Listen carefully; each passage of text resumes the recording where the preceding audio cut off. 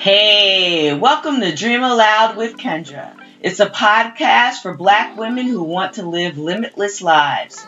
Be inspired by others who have dared to step outside of their comfort zone to live their hopes and dreams and passions. Now let's get started because life is way too short not to live the way that you want. Hello, everyone. It's a late evening for me, but early on the West Coast. And I am here with not only a genealogist, but a family member. I met Sabina. When did I meet you? 1999. 99, something like that. Yeah. And you were doing genealogy for the family, and you had a book. And it was similar to my cousin's book because I go up both lines. And you were just selling the book for the cost of the printing, correct? Correct. And we just started talking to one another, and I love genealogy and tracing our relatives, and you actually do it for a living. So I just want to let everybody know your background. This is my 6th interview for second acts series that I have on my podcast. And I'm interviewing phenomenal women who have taken the leap and changed careers. And Sabina is in her 4th act. And you've been doing this for a while. So Sounds like you're going to be staying in your 4th act for a little bit, even if you pivot some more. The 4th act is a love, a passion, and a person and a purpose that you have. It's a God-given passion. So we share the love of storytelling, of our family history, and you take it even further with the DNA. So much so that you are now teaching it. So your bachelor's degree is in criminal justice. Yes, it is. Yes. And how long did you work in that field? I actually worked in juvenile corrections for 2 years, and I felt that was not the place for me. Okay. So during that time, I got married, and we were supposed to relocate to Dallas, and we didn't. And so I had a chance to pivot and choose what I wanted to do, and corrections was not it in any form. So I thought I would go into juvenile, services, something that would keep kids out of institutions. So I went into recreation and job development for teens and young people. And I did that for a while. And that was much more rewarding for me. And then you went into art? I went into art. Well, I have always been an artist. Okay. And so I actually graduated high school a year early. I started college at 16 and thought I was going to, venture off in design. And, my sights were set on living in San Francisco and doing fashion and or interior design. And I had a little conversation with my father, a little heart to heart. And he says, artists tend to starve. He says, I want you to find a career first that is going to always feed you. And you can always go back to school and get your passion. And so that's what I did. I said, okay, let's think about this thing. What is always going to be? Crime is always going to be. So I said, okay. I'll major in criminal justice. And that's what I did. And I did go back to school and get a degree in interior design. And so from youth services, from job development, recreation, had a baby and wanted to be at home with him for at least a couple of years. Did that. And because of mine and my husband's love for art, African art specifically, African art and artifacts, we started a home-based business. So we could, so I could be at home with my son and send him to preschool a few hours a day and be that hands-on mom that I wanted to be. So when he went to kindergarten, we opened up a storefront. So we had an African art artifacts storefront. Did that for several years and then moved to North Carolina from California. And got there, couldn't really do much as far as outside of the home because I was back and forth to California so often. So we moved there in 2004. And between 2004 and 2008, I was back and forth in California 13 times. And then brought my mother back to North Carolina, was her caretaker until she passed in 2009. And from 2009 until we left in 2015, I had gone back and forth a total of 33 times. So I Wow. was never home. So when I got here, when I got to California, Now you're back on the West Coast. I'm back home. My nest is empty. I had a lot of time on my hands, and I had the time to really think about what I wanted to do. So I went back and I was subbing in public schools just to see if teaching was what I really wanted to do, and I loved it. But I wanted to work with a different demographic in an area that I was really, really knowledgeable of, and that's how genealogy came into play. Me teaching genealogy. So I put together a proposal, a PowerPoint presentation, and took it to a local high school district, adult ed coordinator, presented it, and they loved it. And that's where I landed.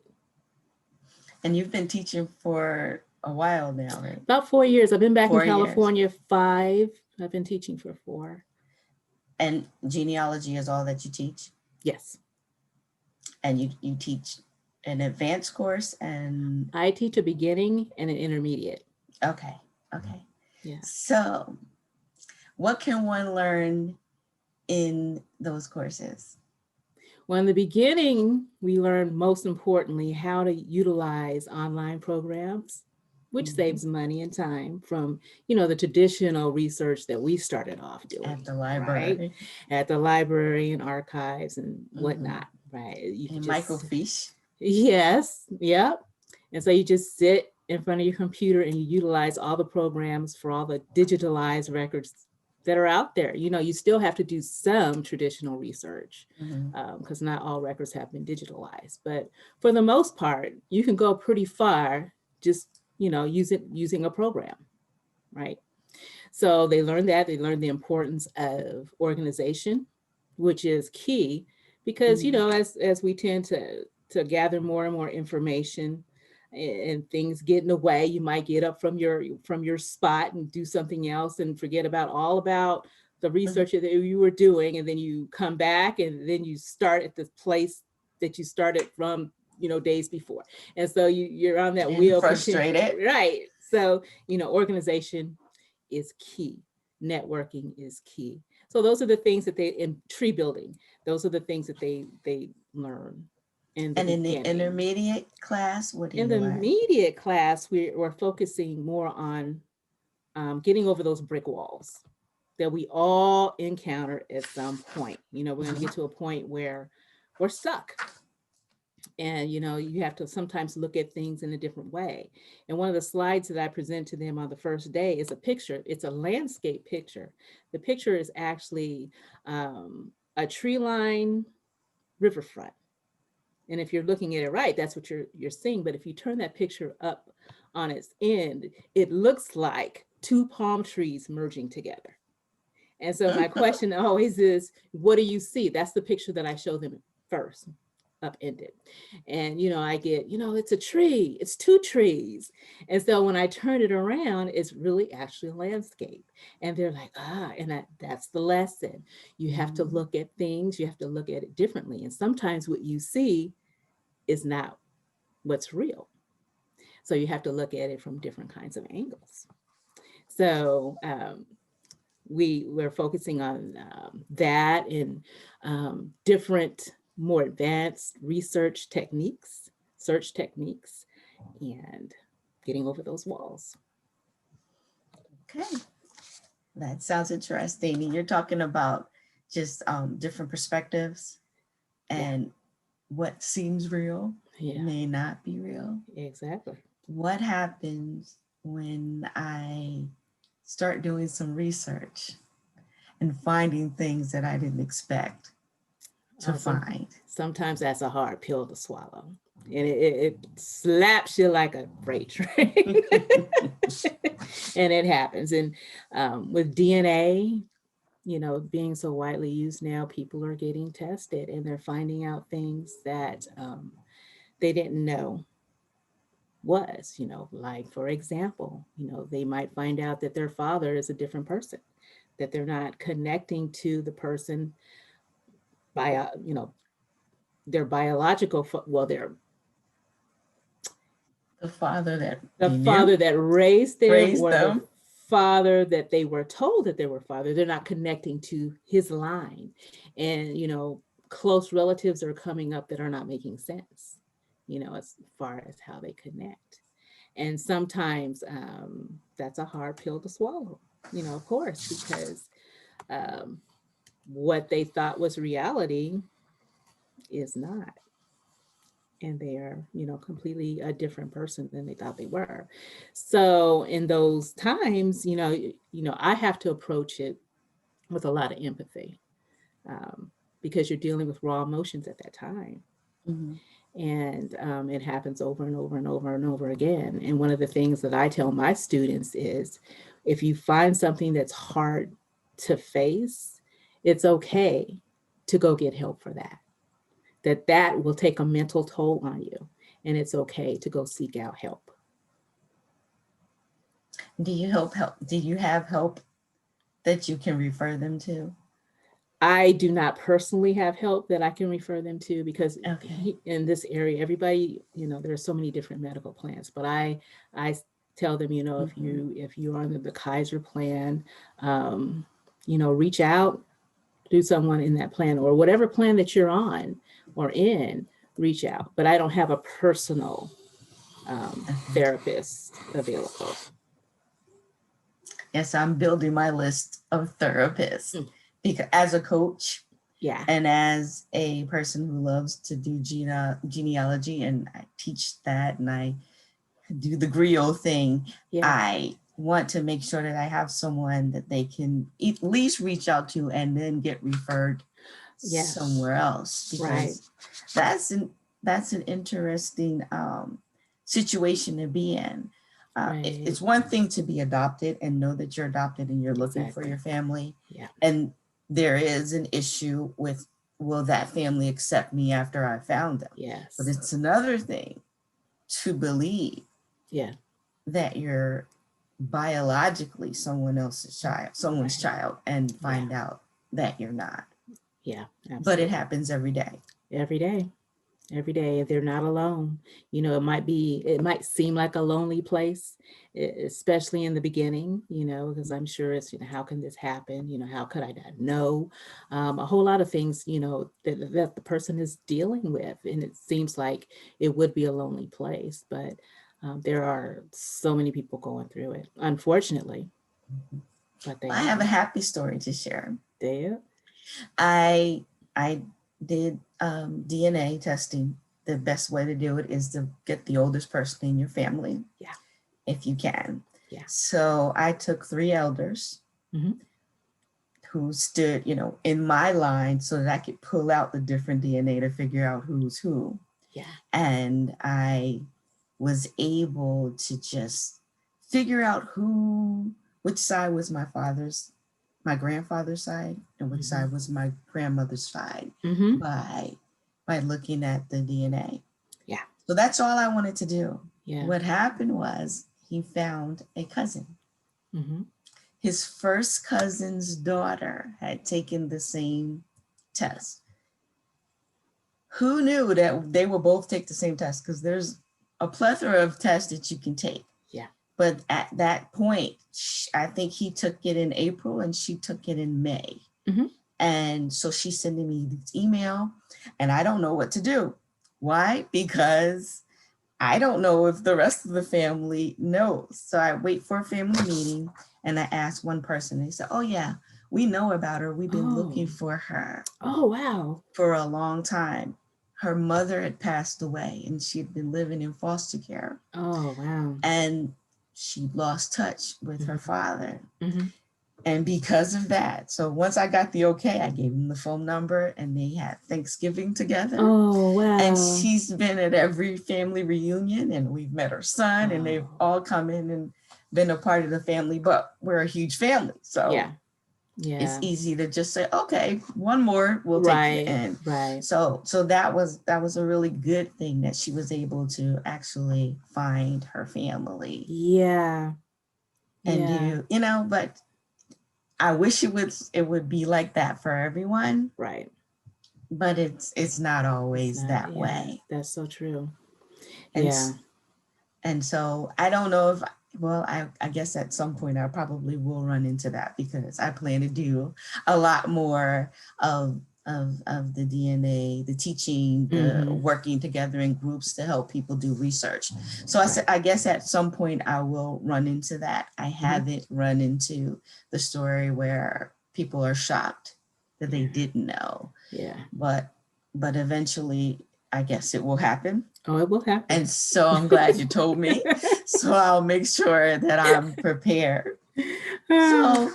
So, you have any stories about some adoptive students? Do people Yeah. who have been adopted purposely come to your class? Yes, I've had several students who have been adopted, and that's the reason they've taken the class. And some of them run into brick walls as far as gaining their records because they were adopted out of states that have closed adoptions. And those brick walls, they're set. It's Mm-hmm. hard for them to get past that. And so sometimes with the DNA, if they can get a close first cousin match or a half sibling match, that's a beautiful thing, Mm-hmm. right? Mm-hmm. And then that works out. But a lot of times, um, the brick wall is where it ends. But I have had students who have taken the class and have had the the opportunity to find out who their birth parents are in real time in class. And so that's been exciting too. To That's see that. cool. Yeah, yeah. So let's go back to our family. Okay. So I wrote a book. My Uh-huh. book is the Johnson McFarland McQueen family, but it goes back to the same line on the Right. Newman side. Right. And so you've done a lot of research in that area too. I have. So anything that I am not sure about, I don't put in a book.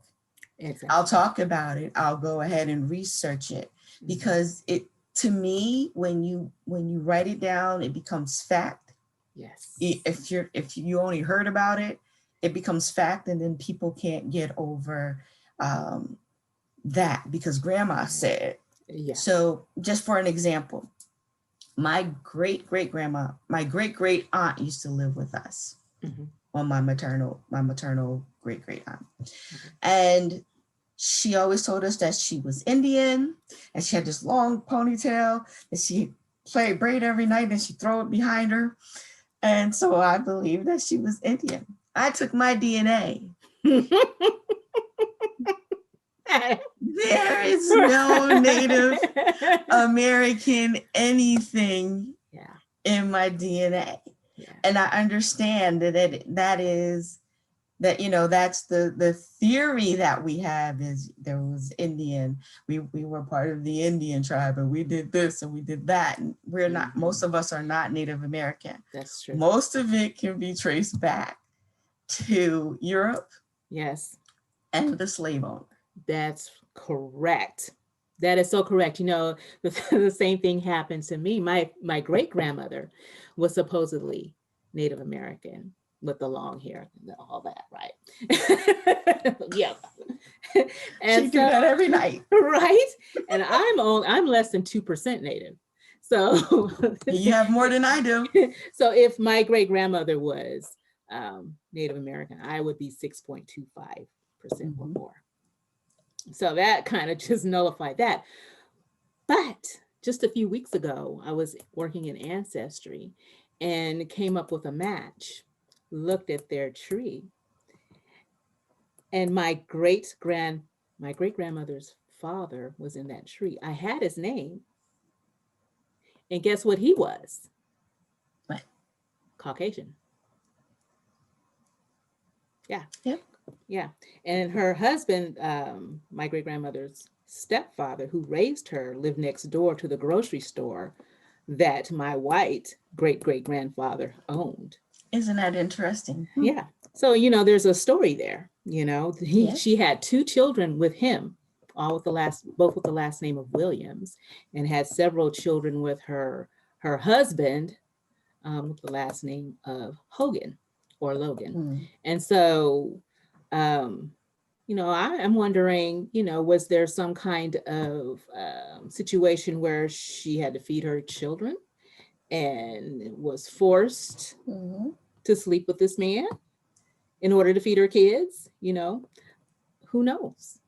You You don't, know, but you know that there's a story there. there's a story there. But that's where you can tie in. That's the way I use DNA and the research. Yeah. If I hear there's a story, Hmm. I go to verify it. There you go. Yeah. So because Aunt Mamie said that she was Native American and we believed it, Yeah. I can draw at least two conclusions from that. Yeah. Either Aunt Mamie, my great great aunt, and my great grandmother do not have the same father Yeah. or the same parents, Yes. or someone told her she was Native American Right. and that wasn't the case, Yeah. such as the store owner. Yes. Yeah. Yeah. And some of these things we will never know. We'll never know. But DNA is bringing it, bringing the truth out, whatever that is, so. So I've done African ancestry, so I know my numbers. I've had my dad do 23andMe just to make sure they kind of balance out together. Yeah. My son has done 23andMe, so that and everything has been consistent. Yeah. And because my mother's deceased and most of the people on my maternal side they're gone. Yeah. I took the African ancestry DNA. So I know that we are from Cameroon. Okay. My maternal line. And then it seems like every 6 months or so when I go back to the DNA for 23andMe or Ancestry, they're tweaking. Yeah. They're getting more information. Exactly. And so I'm just looking to make sure that everything lines up. And it pretty much is. Yeah. So I'm seeing Cameroon now in my my ancestry.com admixture piece. Right. Right. And so I'm looking at these and I'm going, okay, well, they really are doing the work to make sure that this is right. Right. And you introduced me to GEDmatch. And that is the tool that is now used for some criminal cases. Right. That's true. So anybody who's related to me, please do not commit any crime where DNA is included, because they're going to find you because I've taken the test. Exactly. Same here.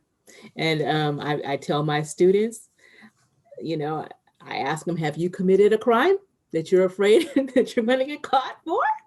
And always the answer is no. Then I said, you do what you got to do.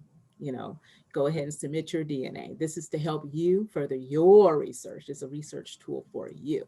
So you can't live your life wondering about your brother. Uncle Bob, who Uncle Bob killed or left in a ditch or whatever. So Uncle Bob is in trouble. Yeah, his responsibility, not yours. I watched this one show where Uncle Bob drove a trash truck. They followed him around and they waited for him to flick his cigarette butt out the window. They picked it up and nailed him. Yep. Hey, that's Uncle Bob. Bye, Uncle Bob.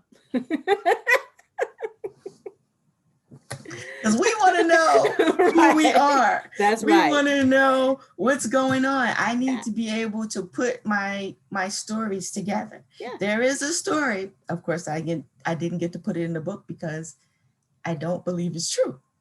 But well, we weren't sure if it was true because again, don't forget, kind of hair. Okay. Or as my dad calls it, blow hair. So we have blow hair evidence. So I just thought, okay, well, maybe there is some truth to this. I was thinking, no, I don't think it's Native American. It looks more like Asian to me. Okay. But a lot of our family members have that Asian feature. So I was thinking, that was my thing was I'm going to go and prove them that it's like China or something like that, because there were a lot of Chinese workers around the same time in the Southeast. Yeah. So I'm looking for that. And we do the DNA. And once again, no Native American and no Asian American. So what does that tell us? And he was an orphan. He was left on the step. But the story is he was Native American. Not so. Right. DNA says not so. Right. And about what year was he left on the step? Was this prior to emancipation? It was prior to emancipation because my great-grandmother was born in 1885. It may not have been. Right around that area. It might have been just after 1860 something. Yeah. So it may not have been. Right. Or it may have been that they could, maybe it was already emancipation and they couldn't feed them. Right. My other question, the thing that I don't put in the book, but I always leave room for people to think about, is almost everyone on my grandmother's side, her grandparents on both sides, everybody owned land. We can account for deeds given to some of these folks, right? Right. There's some people I can't account for how they got their land. And then the question is, were they slave holders as well? Yeah. I hope not. Can you trace them to 1860? I can trace them to 1860, yeah. As freed people?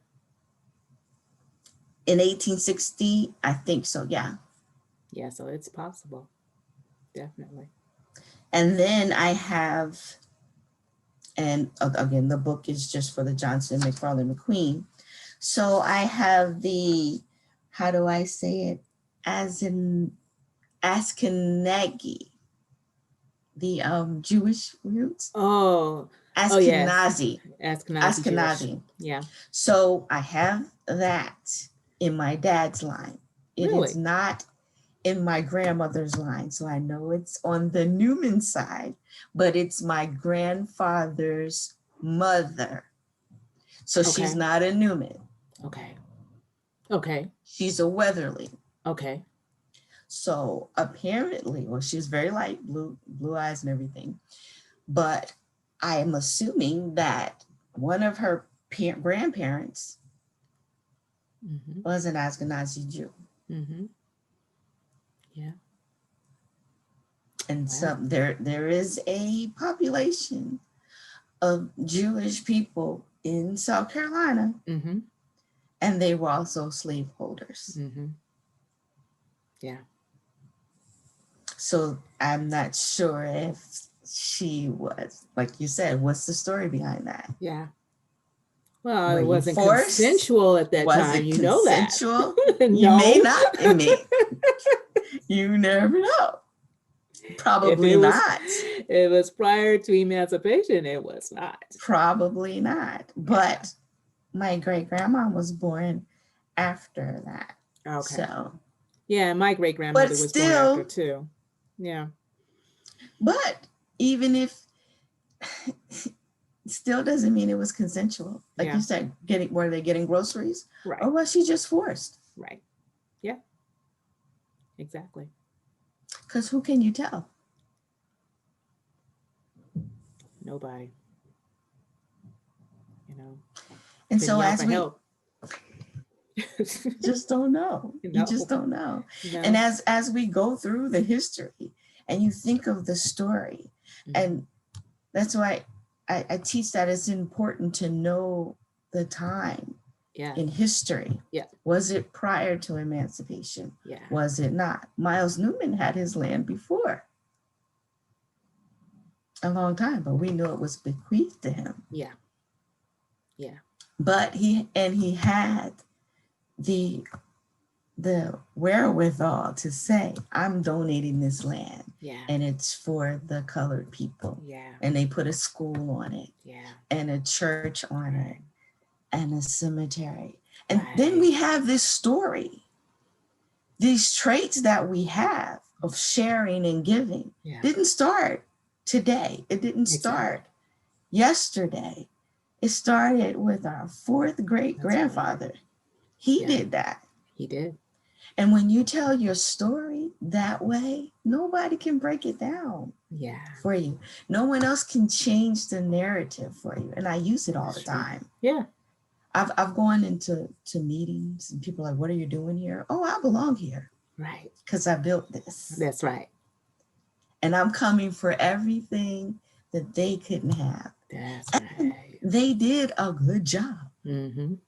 When you own land and you know enough to not just keep it all for yourself, That's right. but you share it. That's right. That's right. He built a That's in your legacy.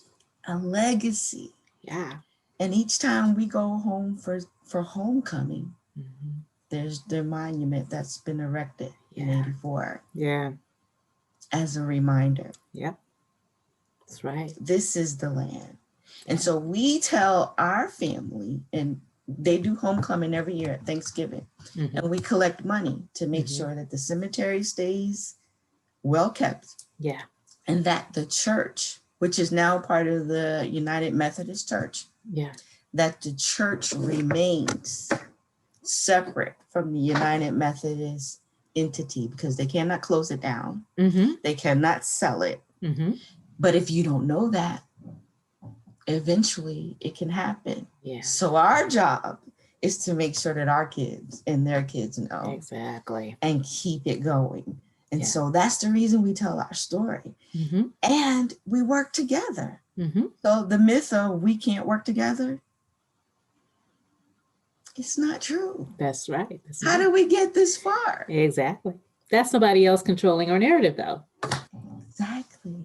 Yeah. Until the lion tells the story, That's right. the hunter will always be the victor. Mm-hmm. We have to tell our story. We need more griots. Yes. We need more researchers, more people who will Yes. tell the story. Yeah.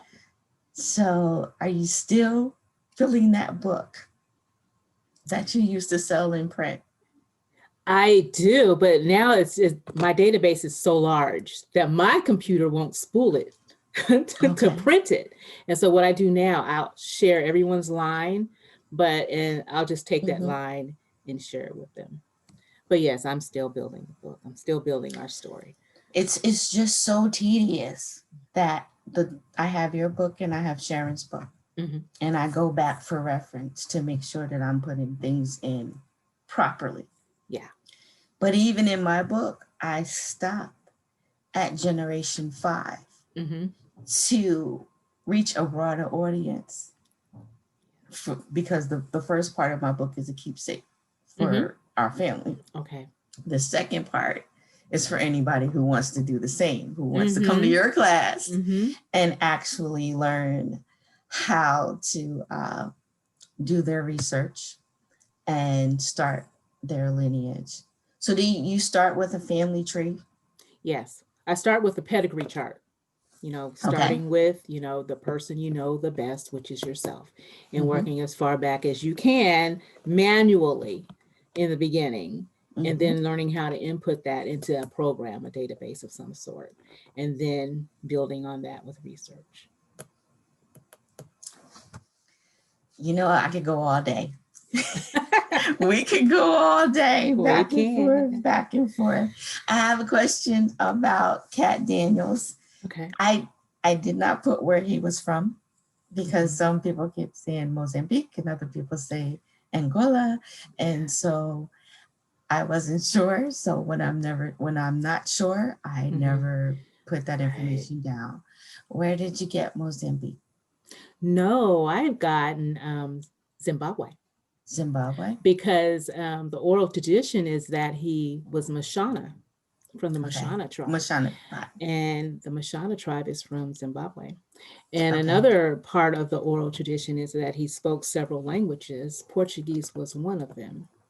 And there was a slave trade in southern Africa that went up through the Middle East. So it would make sense that he spoke Portuguese if he was enslaved in the Middle East first. Gotcha. But I had contacted a researcher in Zimbabwe and gave him all of the information that was contained in that oral history, the Miles Newman history. And he felt that he was from Zimbabwe just based on Mashana and Portuguese speaking. Cool.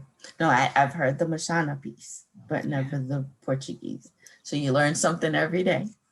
But I've gone on Ancestry and looked at trees. People have Angola, they have Mozambique, and I think I did see Zimbabwe as well. I don't put anything until I know. Yeah. Because you spend a lot of time debunking myths, and I don't want to be that person. And another, well, I have a question about, the documents or the census records that we've seen Miles Newman in, the 1870 and the 1880, where it says, well, in the 1880, not in 1870, it asks, where were your parents born? And it said South Carolina for both. So, it made me go, and I don't know if I told you that I was able to tie in another child to Cat. Yeah. Did I tell you that? Yeah. Okay, so when I looked at his record for 1880 in the same court, it was Butler. Butler. I'll send you his will. He left a will. And he named his children, which is how I was able to ascertain that he had to be Miles's brother because of one of his children living in the household with a known Newman enlisted as a cousin. And the only way he could be a cousin is if that was Miles's brother. And he was born in 1795, actually. But that question in 1880, where were your parents born? Said South Carolina for both. So you have the oral tradition, and then you don't know who built out that census record. Exactly. In the census records, the names are all spelled any kind of way. Yeah. They were born about a certain time. Right. So you have to fill in the blanks and do the best that you can. Yeah. So the best way to do this is to have oral history. Yeah. But for people who don't have oral history, exactly, you may think that you have something good and it may not be. Yeah, and it's that example of seeing one thing that might not be the total picture. Yes. Right? So you got to twist that thing up, turn it upside down. And I have to do that on my maternal side. It is, I'm looking at records, and then on my maternal side, at some point, my great-grandmother, it may have been my great-great-grandmother, I'm not sure which one, I think it's my great-grandmother, and all of her sisters, they all became Moorish. Really? Moorish American. They went to the Moorish Science Temple. But my mother told me that their mother was Baptist. So everybody changed their names. Their Bays and L's, and that makes it even harder to find. Yeah, it does. And so I'm thinking I'm going to end up at the Moorish Temple in Philadelphia because they came from South Carolina to Philadelphia. Okay. And I'm probably going to end up there because, as you said, not all records are digital. Yeah, that's true. Yeah. And so the Latter-day Saints did a lot of the The digital scanning, they scanned They all of own those. more records than any entity in the world. They're collecting it all. Are they sharing it all? Oh yeah, Okay. for a price. That's what we're paying into when we're paying When into you do Ancestry and whatever. ancestry. Yeah, yeah.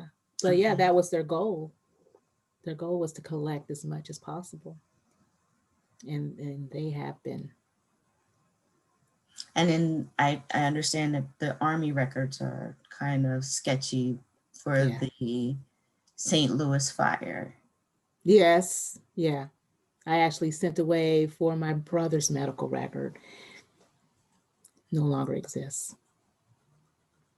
Hmm. So yeah, yeah. Lots of things that happen to records: fires, wars. Yeah. So I try to explain to people, I know that the research is not for everyone. Mm-hmm. I know the storytelling is not for everyone, but I do Right. believe that the story Yeah. is for everyone. Right. So that person, and if you know if you're a griot or not, are you Mm-hmm. the one who sat around and listened to all the stories? I Are am. you the one who follow all the Yeah. information and grab up you save everything? If Yeah. that is you, then you are Should probably a I raise griot. my hand? Yes, you may be a griot. And it's not for everyone. Right. However, the story of how you've come to be tells a powerful story about yourself. Exactly. It And it does. tells us about our traits too, Yes. because you didn't just think up all of those things. Some of that is traits and tradition. Yeah. And if you know what your traits and traditions are, you can actually work to cultivate and keep the good ones. Yes. And you can work and dig up and replant something else that you want if it's not a desirable trait. Exactly. But Yeah. it's all about knowing who you are, right? Exactly. I think I often say that if children were taught about their history and their family's place in history globally or whatever, um, just the pride that that child would have Mm-hmm. in who they are and where they come from, Mm-hmm. you know? And no one else can change that. Exactly. So when you hear they can't work together or they can't get Mm, along, it's mm, not true. that's right. Because who else could we have bartered with besides each other? That's right. Exactly. They owned land. How did you Yep. get it? Yeah. Who worked on it? Right. How did you keep it through the century Right. or more? Right. How did you go from being an enslaved person and 10 years later you're Mm, sitting in the Senate exactly. and you own land and a Yeah. business? Right. How does that happen? How does that happen? That's the tenacity. Yeah. That's ingenuity. That's right. And it's all in you. Yeah. Yeah. But if you don't know that, then you Right. believe what other people Right. say. Yeah. You listen to someone else's narrative, you know, But we and need to that's just never a good thing. continue to set the narrative. That's it. And I appreciate you for setting a narrative for me because it is part of my history. And I am a big proponent of extended family. Mm-hmm. So the more extended we can get, Mm-hmm. the better. That's right. Because you're building a bigger network. It's not That's right. just family members, but it's also a network of people that you could actually do business with That's right. and find support. Yeah. And I'm glad I found you, Miss Same Phenomenal here. Women, who has just leaped into her passion and helping other people. And that's what you do for a living now. Yeah, it is. It And really you're is. fulfilled. And I want to see people just make the pivots, the Mm-hmm. adjustments that they need to actually live Yeah.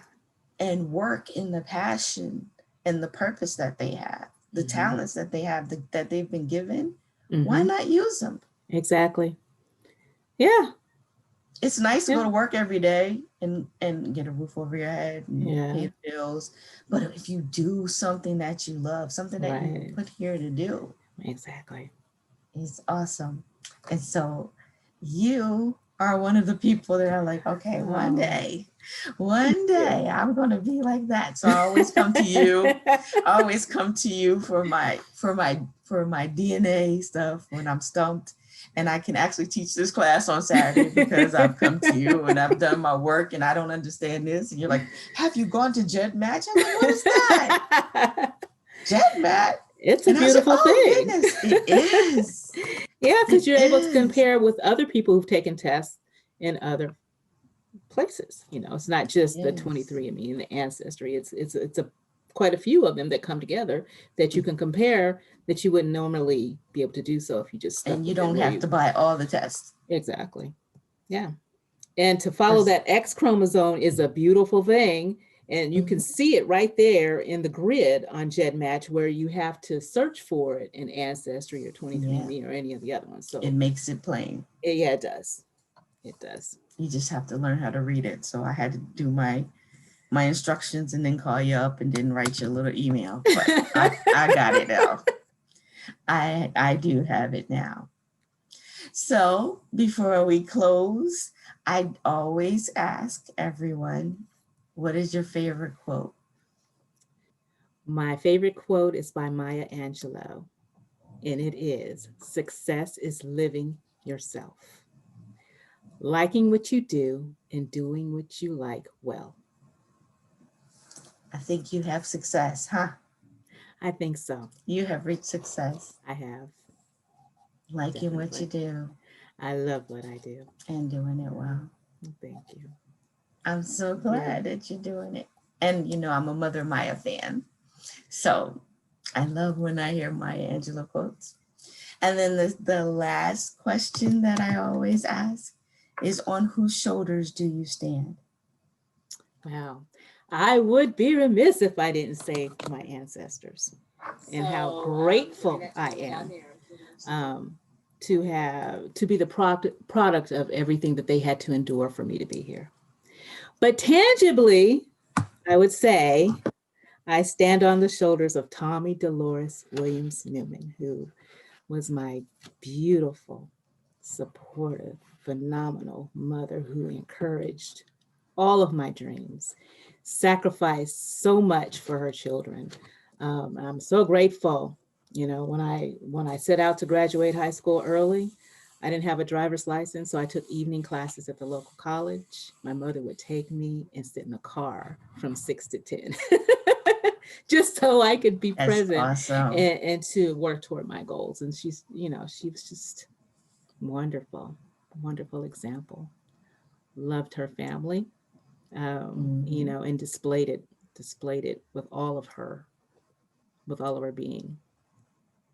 So I stand firmly on those shoulders. On those shoulders. I do. And she taught your family. She did. That's awesome. She did. Let me just make sure we don't have any questions. Are there any questions? Again, my phone is behind. But Cynthia Cardilly says, hey, cousins. Hey, Hi. Cynthia.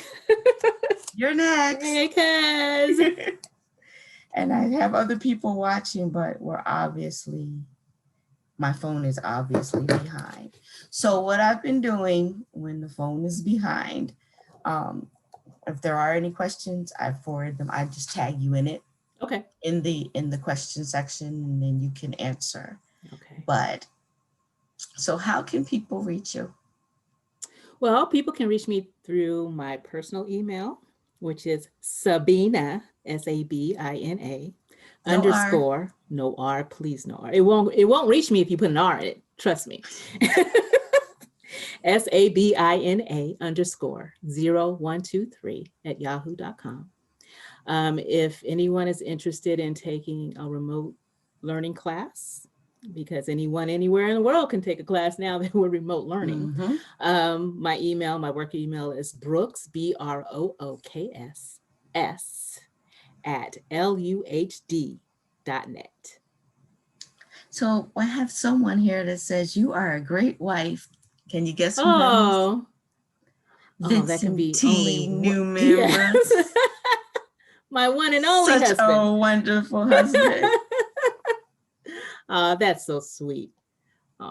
So yeah, so that came up after I guess it's just kind of going a little slow. Mhm. But okay, so, and you know what? We probably should set up a course. I'm just doing a master class on Saturday from 9 o'clock. That's 9 a.m. our time, which would be 6 a.m. your time. Ooh, But yeah.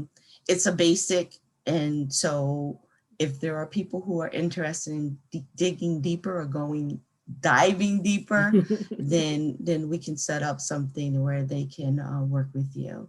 Okay, that sounds Because great. mine is just how do you get started and why should you actually do research and your DNA and figure out who you are. And I think we just told them that. So now we're just going to go through, I'm going to give them the basics of how you get started, the basics of the applications, that the tools that are available, as well as the basics of the DNA. And then that's only an hour. And then I'm going to hang out another hour for questions. And if people want to actually work on some things, they can do that in the second hour. And then we can figure out who it is that needs to move a little closer to more of the research and maybe attend your class or do some one-on-one research. We'll refer them to you. Okay, that sounds wonderful. Okay. Okay. I thank you so much for joining me Thank you. on the West Coast, here on the East Coast, and that's why we're here on 10 o'clock. I always have a 10 o'clock slot for my people who are further west than I am. And of course, you heard I've done 6 a.m. for my Dubai people. Right. So we're just going to get our phenomenal women when they're available at any time, because what you have to say is very important. And right now, especially now, just knowing who you are, setting the narrative of the truth about you, and letting everybody know we're not a monolith. We are different people, and we are strong people. And they need to know that. And we can actually do that. Thank you for this platform and what you're doing. I'm so glad that you could join me. Oh, thank you. I thought of you. I thought of you right away. I said I have to have Sabina on. Oh, thank you. So it was my pleasure. I appreciate it. All right. Living your passion. Yes, ma'am. So the next pivot that you make, it'll probably still be in this arena. Yes, I'll be here. I'll be here. I think, I talked to you before, it started off as an assignment when I was 12, but I really do think it's a calling. It is. Not at any point in my life doing anything else have I been able to put it down. Yep. Yeah. I think that's confirmation for me too. Yeah. I do it a little differently, but it is the same. And not everybody has the passion. We understand that. That's true. But they all need to know the story. Yes, absolutely. Okay. All right, everybody. We thank you for joining us. And we'll see you next time. Thank you for listening to Dream Aloud with Kendra. If you like the show, leave a review and tell a friend. I also invite you to join our Dream Aloud Facebook group, where we encourage and challenge our members to step outside of their comfort zone and live limitless lives. I guarantee you will experience true fulfillment when you live, work, and play your way.